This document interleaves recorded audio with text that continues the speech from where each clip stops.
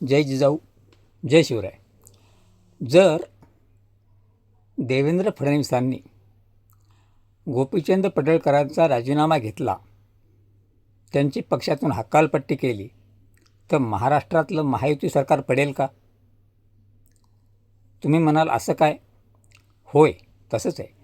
कारण जे काही विषारी फुतकार आज पडळकर टाकतायत आणि अशाही विषारी फुतकार टाकणाऱ्या अवलादी ज्या माननीय मुख्यमंत्री देवेंद्र फडणवीसांनी पाळल्या आहेत, त्याचं प्रायचित्त निश्चित मुख्यमंत्र्याला भोगावं लागणार.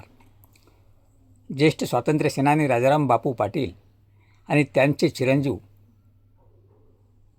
मितभाषी जयंत पाटलासारख्या ज्येष्ठ नेते जे 8 विधानसभा निवडून आलेले आहेत, त्यांच्यावर त्यांच्या DNA चेक करण्यापर्यंतची भाषा करणं किंवा ते राजाराम बापू पाटलाचे आहेत का नाहीत ही भाषा करणं फडणवीस कसे काय सहन करू शकतात? तेव्हा प्रसाद लाड, प्रवीण दरेकर, नितीश राणे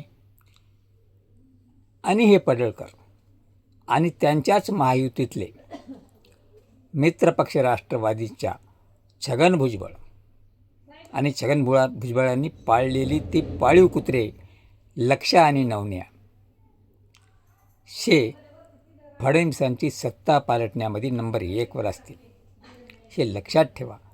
तेव्हा या विषारी सापाच्या फुतकारापासून फडणवीसांना वाचवता येईल का?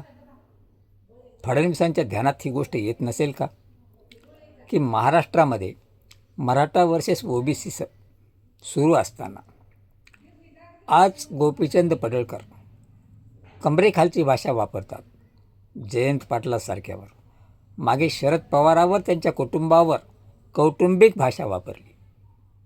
सासू, जावाई, नवरा, काय आई, हे योग्य आहे का? आपल्या महाराष्ट्राची हीच संस्कृती आहे का? फडणवीस एक व्यक्तिमत्व असं आहे की सुजाण आहे, कृतिशील आहे आणि खास कर्तृत्ववान मुख्यमंत्री आहेत. तर त्यांनी वेळीच अशा प्रवृत्तींना आळा घातला पाहिजे, कारण हे त्यांच्यासाठी विषारी नागाच्या फुतकारापेक्षा भयानक आहे.